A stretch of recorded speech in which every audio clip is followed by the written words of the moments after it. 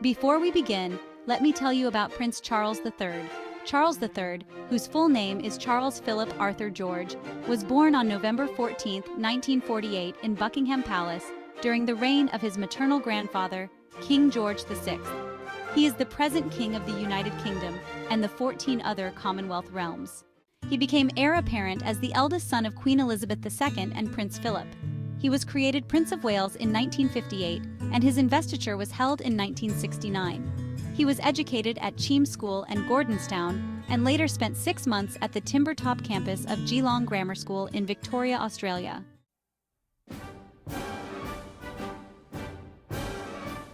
After completing a history degree from the University of Cambridge, Charles served in the Royal Air Force and the Royal Navy from 1971 to 1976.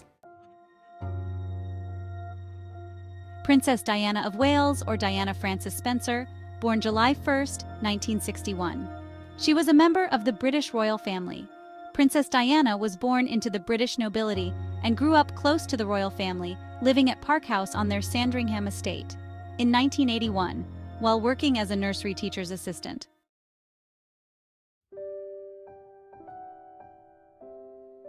Welcome to our detailed look at the story of love, challenge, and enduring legacy of Princess Diana and Prince Charles. 16-year-old Lady Diana Spencer and 29-year-old Prince Charles meet at her ancestral home of Althorpe in the fall of 1977. At the time, Prince Charles was casually dating Diana's bold older sister, Lady Sarah McCorquodale. I remember thinking what a very jolly and amusing and attractive 16-year-old she was, Charles remembered. I mean, great fun and bouncy and full of life and everything. The seeds are planted for a courtship that will captivate the nation and beyond. He met Miss Right and she met Mr. Right, her sister Sarah later said. They just clicked. They have the same giggly sense of humor, and they both love ballet and opera and sport in all forms. It's perfect, and they are both over the moon about it. Prince Charles and Diana begin falling in love in July of 1980, when both stay with their mutual friend Philip de Pass in Sussex. There, the empathetic Diana comforts Prince Charles over the recent murder of his beloved father figure, Lord Mountbatten. Princess Diana said to Prince Charles, "I said, 'You looked so sad when you walked up the aisle at Lord Mountbatten's funeral.' I said, 'It was the most tragic thing I've ever seen. My heart bled for you when I watched. I thought, it's wrong, you're lonely, you should be with somebody to look after you.' The next minute he leapt on me practically, and I thought this was very strange too, and I wasn't quite sure how to cope with all this."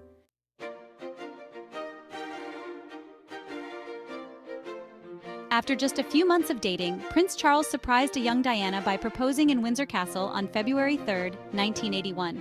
Prince Charles said, "Will you marry me?" And Princess Diana said, "Yes. This is a joke." And I said, "Yeah, okay," and laughed. He was deadly serious.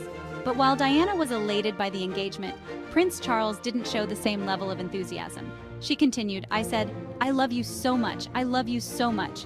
And he said, 'Whatever love means,' said it then." So I thought that was great. The royal pair announced their engagement on February 24, 1981. During the photo call, to which the future princess wore an off-the-rack blue suit from Harrods, Lady Diana showed off her stunning sapphire engagement ring. She picked the legendary accessory from Gerard, the crown jewelers catalog, a choice that was actually quite scandalous among the royal. For her first appearance as a royal fiancée, Lady Diana joined Prince Charles at London's Goldsmiths Hall. She wore a strapless black dress by Emmanuel, a fashion choice that led to serious scrutiny by the press.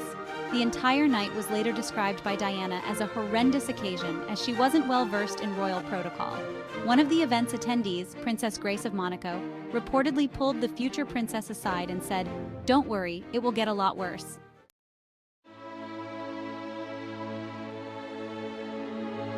The Wedding of the Century, July 29, 1981.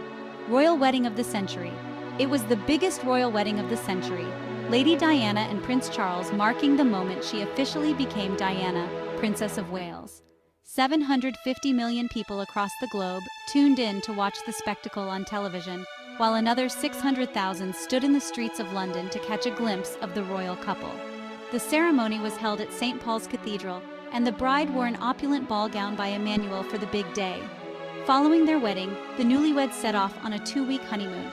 They spent 2 nights in Hampshire before embarking on a cruise throughout the Mediterranean and ended the vacation with a stay at Balmoral Castle in Scotland.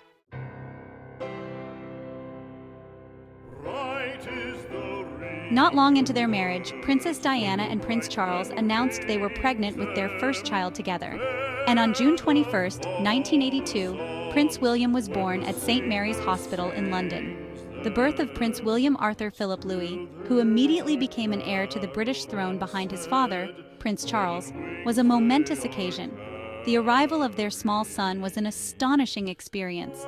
On April 18, 1983, during their first overseas tour as a couple, Prince Charles and Princess Diana visited Australia and New Zealand with 10-month-old William. Diana broke royal protocol by bringing Prince William abroad, as 2 heirs should never travel together to protect the line of succession.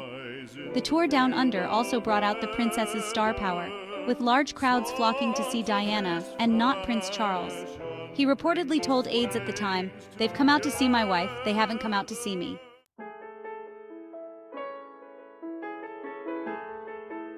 On February 13, 1984, the royal parents announced they were expecting a second child. And on September 15, 1984, Princess Diana gave birth to Prince Harry, with the Prince of Wales by her side. Princess Diana and Prince Charles welcomed their second son, Prince Harry Charles Albert David. However, Prince Charles was supposedly disappointed that the baby wasn't a girl. Charles always wanted a girl, and Harry was a boy.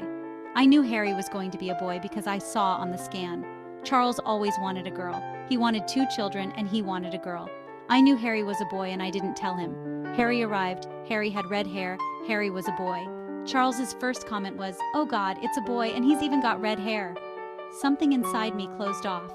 Harry appeared by a miracle. We were very, very close to each other the 6 weeks before Harry was born. The closest we've ever been and ever will be. Then, suddenly, as Harry was born, it just went bang, our marriage. The whole thing went down the drain.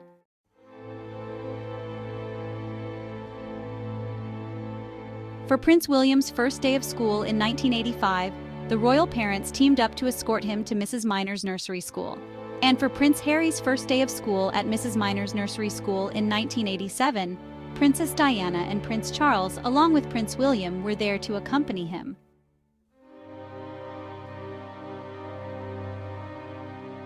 (1986) proved to be a tumultuous year for the couple, as it marked the time Prince Charles began his affair with friend and lover, Camilla Parker Bowles. At this point, Princess Diana and Charles began to live separate lives in private, and Diana began to have affairs of her own.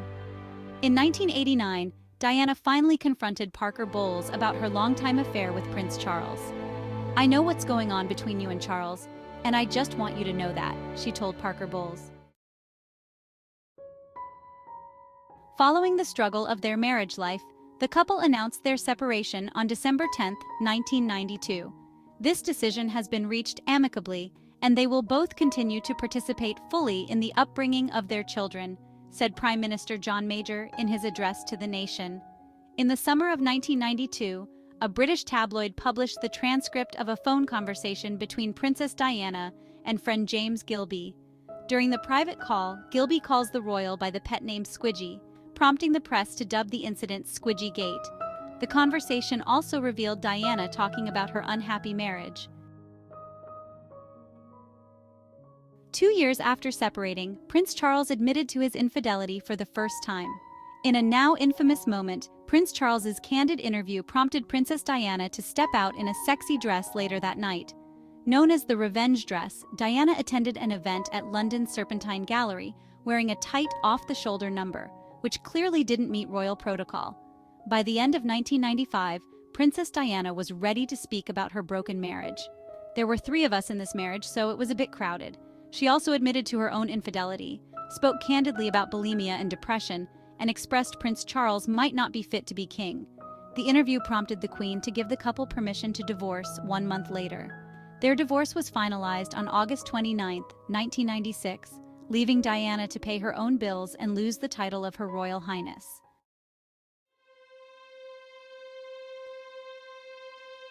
August 31, 1997, an unfathomable tragedy. Princess Diana was tragically killed in a car accident in Paris on Sunday, August 31, 1997. The vehicle in which the princess was traveling was involved in a high-speed accident in the Place de l'Alma underpass in central Paris shortly before midnight on Saturday, August 30th, 1997. Shortly before her passing, the former couple began to reconcile their relationship, with Charles stopping in at her Kensington Palace residence occasionally. Her death sparked an outpouring of public grief in the United Kingdom and the world, and her televised funeral was watched by an estimated 2.5 billion people. The royal family were criticized in the press for their reaction to Diana's death.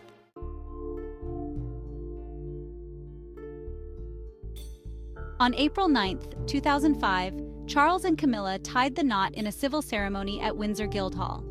The ceremony was followed by an official blessing from the Archbishop of Canterbury at St. George's Chapel in Windsor Castle.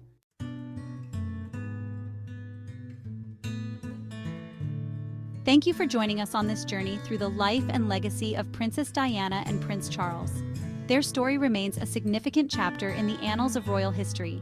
Subscribe for more love stories updates. Thanks for watching.